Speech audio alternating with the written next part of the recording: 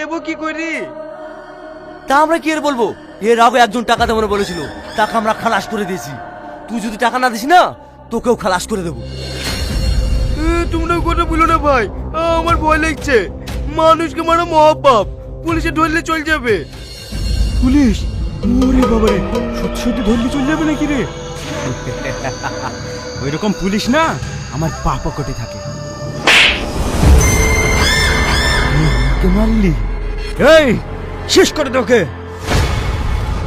এই কেউ এক পা লড়বি নি, লড়লে সবাইকে গুলি করে দেবো। কে আপনি? আমি তোদের বাপ, এসপি শফিক শেখ। গরিব মানুষের উপর জুলুম করিস না। এই অফিসার, আপনি বোধহয় আমার পরিচয়টা জানেন না। আমি এই এলাকার প্রধানের ছেলে। তুই প্রধানের ছেলে হোস আর এমপির ছেলে হোস, তার দিকে আমার লাভ নাই। এই